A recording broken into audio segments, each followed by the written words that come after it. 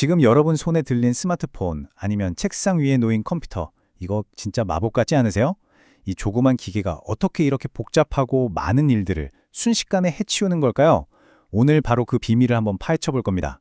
전설적인 칩 설계자죠. 짐 켈러의 통찰을 통해서 말이죠. 자, 짐 켈러가 이런 말을 했습니다. 이 프로그램을 100번 돌리면 단 한 번도 똑같이 실행되지 않아요. 그런데 신기하게도 결과는 매번 똑같죠. 이게 바로 오늘 우리가 풀어야 할 핵심 미스테리입니다. 아니, 실행할 때마다 내부에서는 완전 다른 일이 벌어지는데 어떻게 결과는 항상 칼같이 정확할 수 있을까요? 정말 이상하지 않나요? 그 마법을 이해하려면요, 일단 그 마법이 일어나는 무대부터 좀 알아야 합니다. 컴퓨터 과학자들이 아주 기가 막힌 무대를 만들어놨거든요. 바로 추상화 계층이라는 건데 이게 정말 중요한 개념이에요. 추상화. 말이 좀 어렵죠? 근데 사실 별거 아니에요. 우리 운전할 때 생각해 보세요. 그냥 엑셀 밟으면 차가 앞으로 가잖아요? 그 안에서 엔진이 어떻게 터지고 피스톤이 어떻게 움직이는지 우리 그런 거 하나도 모르잖아요. 알 필요도 없고요. 컴퓨터가 딱 그래요. 각 단계의 전문가들은 그 아랫 단계의 복잡한 건 전혀 신경 안 써도 돼요. 자기 할 일에만 딱 집중할 수 있게 만들어 놓은 거죠. 정말 똑똑한 방식이죠? 자, 그럼 이 계층을 맨 밑에서부터 한번 쭉 올라가 볼까요? 모든 건 물리법칙이 지배하는 원자에서 시작해요.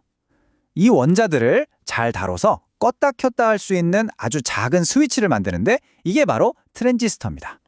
그리고 이 스위치들을 막 조합해서 참이냐 거짓이냐를 판단하는 논리 게이트를 만들고요.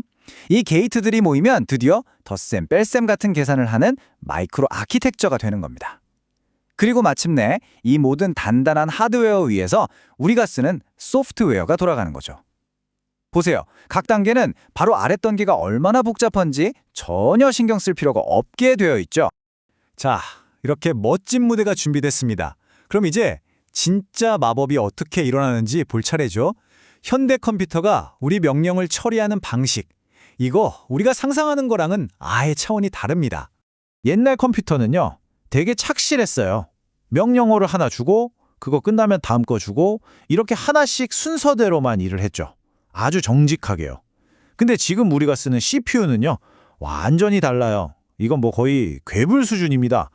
한 번에 명령어 500개 이상을 쫙 훑어본 다음에 순서? 그런 거 상관없이 처리할 수 있는 건 그냥 한꺼번에 다 해치워버려요. 이게 바로 병렬 실행이라는 겁니다.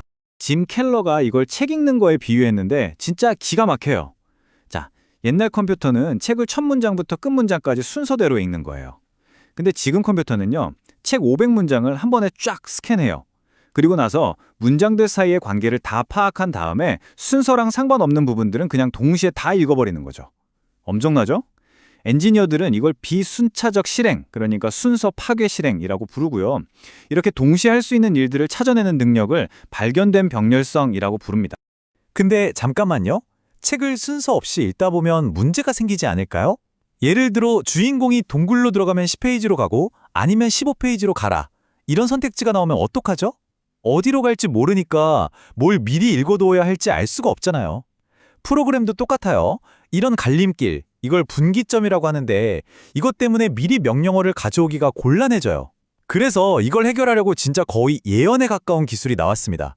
바로 분비 예측입니다. 이 기술이 발전해온 걸 보면 진짜 드라마틱해요. 처음에는 아주 단순했어요. 지난번에 이쪽 길로 갔네? 그럼 이번에도 이쪽이겠지? 뭐 이 정도로 예측하는 거예요. 근데 이것만으로도 정확도가 85%나 됐어요. 거기에 간단한 기록 장치를 좀 더해서 92%까지 올렸고요.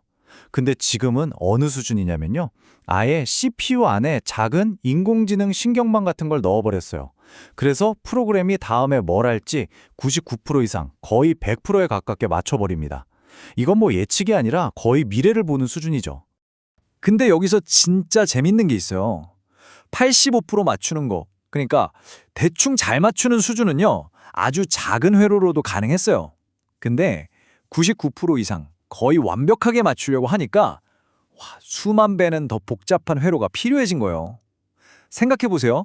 마지막 그 몇 퍼센트의 완벽함을 위해서 엔지니어들이 얼마나 어마어마한 노력을 쏟아붓고 있는지 알 수 있는 대목이죠. 자, 이렇게까지 복잡해졌는데 이제 진짜 한계에 온 거 아닐까요? 더 이상 발전할 게 남아 있을까요? 이 질문을 하면 항상 따라 나오는 게 있죠. 바로 컴퓨터 업계의 가장 유명한 법칙, 무어의 법칙입니다. 정말 무어의 법칙은 이제 끝난 걸까요? 짐 켈러가 이 얘기를 듣고 웃으면서 그랬대요. 제가 업계에 처음 들어왔을 때도 10년 뒤면 무어의 법칙이 끝난다고 했어요. 10년이 지나니까 또 10년 뒤면 끝난다고 하더군요. 그래서 그냥 걱정 안 하기로 했어요. 하하, 재밌죠? 수십 년째 곧 끝난다는 소리만 듣고 있는데 켈러는 왜 이렇게 태평한 걸까요? 왜 아직 안 끝났다고 확신하는 걸까요? 많은 분들이 무어의 법칙을 그냥 트랜지스터 더 작게 만드는 거 딱 하나로 생각해요. 근데 켈러는 그게 아니라고 딱 잘라 말합니다. 현실은 뭐냐면요. 이건 마치 거대한 오케스트라 같은 거예요. 소재과학, 물리학, 화학, 수천 개의 다른 분야가 다 같이 혁신을 이뤄내고 있는 거죠. 그리고 제일 중요한 거, 켈러가 보기엔 우리는 아직 진짜 물리적인 한계 근처에도 못 갔다는 겁니다. 자, 그럼 지금 기술이 얼마나 작은지 한번 감을 잡아볼까요? 지금 우리가 만드는 제일 작은 트랜지스터 있잖아요. 그게 원자가 가로로 1000개, 세로로 1000개, 높이로 1000개 이렇게 쌓여있는 정육면체 정도 크기래요. 상상이 가시나요? 그런데 말이죠. 켈러가 말하는 진짜 물리적 한계, 그러니까 더 이상 작아지면 막 이상한 현상이 일어나는 그 한계점은요. 원자 10개짜리 정육면체 정도래요. 자, 계산 한번 해볼까요? 지금이 1000개, 한개가 10개, 가로로 100배, 세로로 100배, 높이로 100배, 곱하면 얼마죠? 맞아요. 무려 100만 배입니다. 이론적으로 지금보다 100만 배나 더 빽빽하게 트랜지스터를 넣을 수 있는 공간이 아직 남아있다는 뜻이에요. 엄청나죠? 100만 배. 와, 이 숫자가 감이 오시나요? 이렇게 상상도 못할 양적인 성장이 과연 우리 미래를 어떻게 어떤 질적으로 바꿔놓을까요? 여기서 정말 중요한 개념이 나옵니다. 바로 양의 차이가 질의 차이를 만든다는 건데요. 생각해보세요. 우리 뇌에 있는 신경세포, 뉴런 하나가 하는 일은 되게 단순해요. 근데 그게 수십억 개가 모이니까 의식이라는 아예 차원이 다른 게 생겨나잖아요. 개미 한 마리랑 개미집 전체가 완전 다른 것처럼요. 그러니까 엄청난 양적 성장은 단순히 더 빨라진다는 뜻이 아니라 아예 새로운 종류의 무언가가 태어난다는 걸 의미합니다. AI의 발전을 보면 이게 딱 맞아요. 옛날 AI는 그냥 사람이 정해준 규칙대로만 움직였어요. 그러다 컴퓨팅 파워가 세지니까 체스처럼 정해진 판 안에서 모든 경우의 수를 개선하기 시작했죠. 근데 지금은요? 컴퓨팅 파워가 말도 안 되게 커지니까 이제는 AI가 거대한 데이터 속에서 사람이 미처 몰랐던 새로운 패턴을 스스로 찾아내는 수준까지 왔잖아요. 완전히 다른 종류의 지능이 된 거죠. 자, 양의 차이가 질의 차이를 만든다. 이걸 꼭 기억하세요. 그럼 이제 마지막 질문입니다. 지금보다 100만 배 더 강력해진 컴퓨터, 이게 그냥 지금보다 100만 배 빠른 스마트폰을 의미할까요? 아니면 개미와 개미집, 뉴런과 뇌의 차이처럼 우리가 지금은 상상조차 할 수 없는 완전히 새로운 종류의 세상, 새로운 현실이 열리게 될까요? 짐 켈러의 이야기가 우리에게 던지는 가장 크고 중요한 질문이 바로 이것입니다.